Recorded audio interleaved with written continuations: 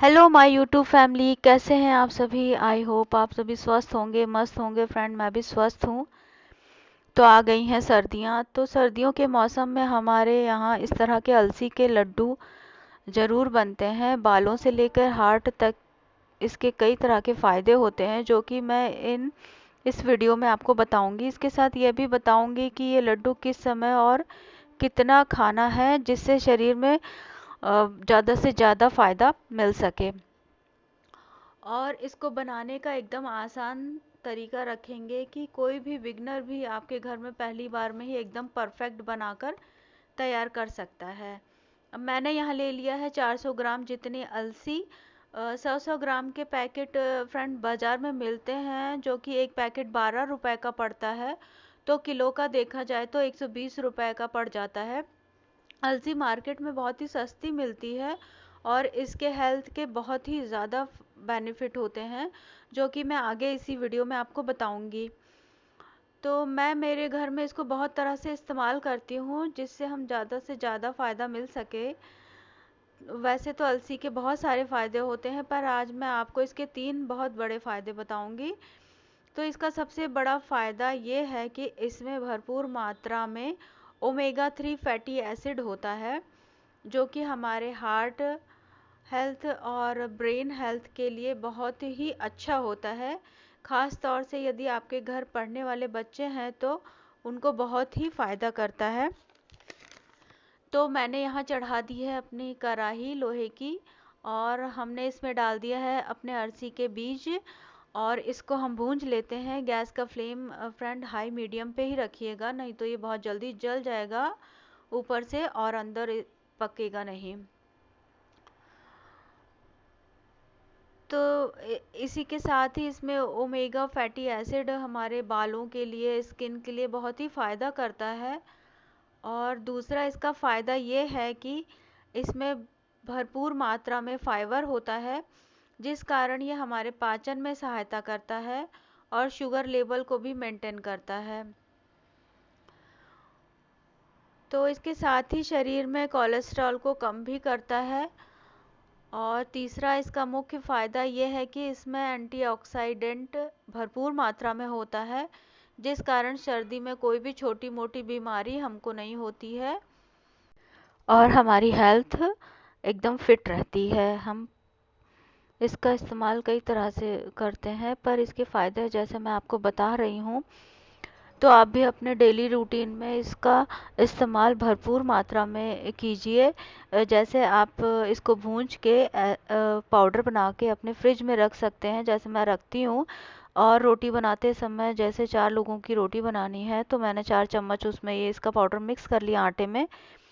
तो रोटी में, नान में और बाटी में, इस सब में मैं इसका इस्तेमाल करती हूँ, तो इसकी मात्रा हमको मिलती रहती है, तो हमारा शरीर फिट और हेल्दी रहता है। तो आप भी इसका यूज़ ऐसे ही कर सकते हैं। तो इसके बहुत ही ज़्यादा फ़ायदे हैं फ्रेंड। आप इसका इस्तेमाल करेंगे तभी आपको पता चलेगा, और आपके डॉक्टर के यहाँ की फ़ीस बचेगी और पार्लर का खर्चा भी बचेगा, और आपके बाल, स्किन हेल्थ, जैसा कि मैंने बताया इस वीडियो में, सब एकदम फिट रहेंगे। फ्रेंड्स देखिए, अब बातों ही बातों में ये हमारी अलसी भी तैयार हो गई है। आप इसकी आवाज़ सुनिए, कैसे चटकने की आवाज़ आ रही है। आप इसे सुन सकते हो कैसे आ रही है बढ़िया से चटकने की आवाज़। बस इसी फ्लेम में हमको इसको बंद कर देना है और अपनी कढ़ाई से इसको खाली कर देना है, क्योंकि कढ़ाई गर्म रहती है तो ये नीचे जलने लगेगा। तो मैंने यहाँ पर एक थाली में इसको खाली कर लिया है। इस तरह से पूरी अलसी फटाक से खाली कर देना है, क्योंकि कढ़ाई हमारी गर्म रहती है और अलसी के बीज जल जाएंगे तो लड्डू का फ्लेवर एकदम ख़राब आएगा, अच्छा नहीं लगेगा। तो मैंने इसको खाली कर लिया है एक थाली में। इसको अब हम ऐसे थोड़ा हल्के फैला के रख देते हैं ठंडा होने के लिए, और इसके बाद में चलिए अब हम तैयारी कर लेते हैं दूसरी।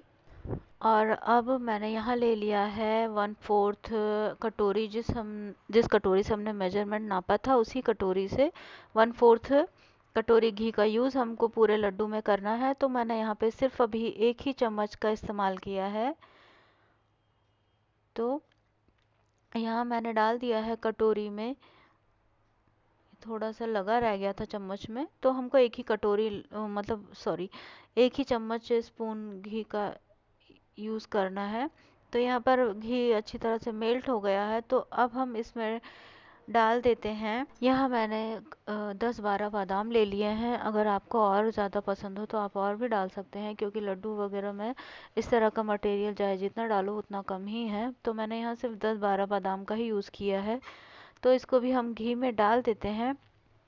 तो घी में अच्छी तरह से इसको रोस्ट करेंगे, तो इसको हमको अच्छी तरह से चलाते जाना है ताकि ये जले ना।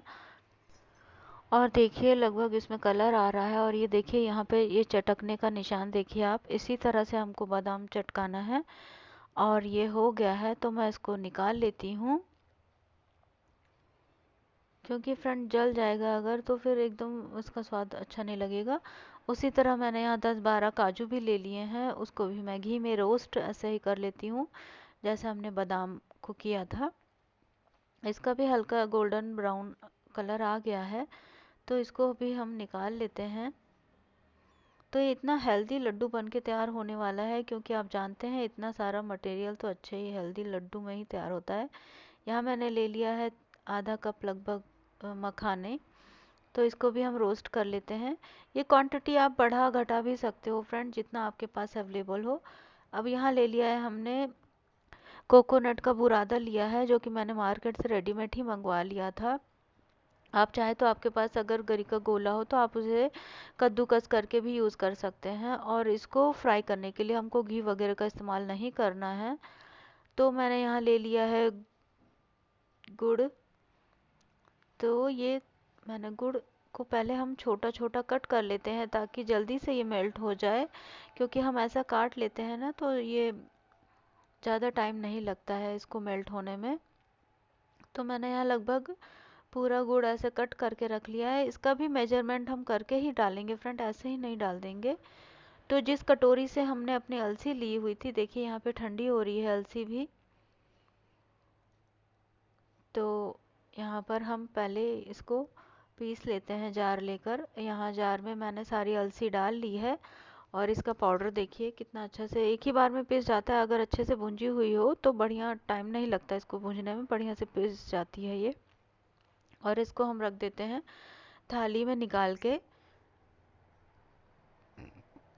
और यहाँ जो हमने सारा मटेरियल अपना शैडो फ्राई किया था घी में, उसको भी मैं जार में ले रही हूँ। और इसको भी हम फ्रेंड इसको 1 मोड पे ही पीसिएगा, ऐसे चला के फिर रुक जाना, चला के रुक जाना मिक्सर को। तो देखिए ये हल्का हल्का नट्स इसमें बीच में बचा रहेगा, तो हमारे मुंह में अगर आएगा ऐसे तो उसका फ्लेवर अलग ही आता है, क्योंकि पाउडर ज़्यादा बन जाता है महीन तो मज़ा नहीं आएगा। और यहाँ ये कोकोनट है जो हमने फ्राई किया था, इसको भी हम डाल दे रहे हैं। तो मैंने यहाँ सब मिक्स कर लिया है, और यहाँ पर जितना हमारा घी बचा था उसको भी मैं डाल ले रही हूँ कढ़ाई में। तो जिस कढ़ाई में हमने रोस्ट किया था बादाम और काजू वगैरह, तो उसी में मैंने डाल लिया है। तो यहाँ पर हम देखिए जिस कटोरी से हमने अरसी के बीज नापे थे, उसी कटोरी से लगभग यहाँ पर 3 कटोरी मैं डाल दे रही हूँ। 2 कटोरी अलसी का बीज लिया था, तो 3 कटोरी मैंने यहाँ पर गुड़ का ये चूरा ले लिया है। आप चाहे तो मीठा अपने हिसाब से भी कर सकते हैं, कम या ज़्यादा। वैसे इस मेजरमेंट को आप अगर करेंगे 2 कटोरी और 3 कटोरी के मेजरमेंट से, तो ये बहुत ही परफेक्ट मीठा बन के तैयार होगा। तो देखिए मेल्ट करने के बाद इसका ऐसा टेक्सचर तैयार हुआ है, एकदम लग रहा है ना चॉकलेट की तरह, बढ़िया। बच्चे तो रोज ही एक लड्डू खाएंगे। तो फ्रेंड हमको इसको ऐसे ही मेल्ट करने के बाद में क्या करना है कि जो हमने सारा अपना वो पीसा था उसमें हमको देखिए ऐसे थोड़ा हल्का होल बना के अपने हाथ से उसको सारा मेल्ट किया हुआ गुड़ हम इसमें डाल देते हैं। ये बहुत ही आराम से हो जाता है, इसमें कोई दिक्कत परेशानी नहीं आती है। तो अभी जो कि ये गर्म है तो मैं इसको स्पून से मिला रही हूँ, फिर ठंडा होने के बाद से हम इसको हाथ से मिलाएंगे। तो मैं यहाँ पे हाथ से मिला लेती हूँ, पर मुझे लगता है ये मेरा बर्तन छोटा है तो मैंने इसको थोड़ा बड़ी थाली में ले लिया है। और इसको खाली कर दिया है और इसके देखिए लड्डू बनके तैयार होने लगे हैं। तो फ्रेंड ज़्यादा टाइम तो लगता नहीं है इस रेसिपी को बनाने में, तो आप भी ट्राई कीजिए और अपनी सर्दी के दिनों में अपनी बीमारियों को, अपने हेयर फॉल को, अपनी हेल्थ का खास ख्याल रखिए, इन सबको दूर भगाइए बीमारियों को और एंजॉय कीजिए मस्त ठंडी में। रोज़ ये डेली एक लड्डू खाइए दूध के साथ और फिट रहिए। मिलते हैं नेक्स्ट वीडियो में।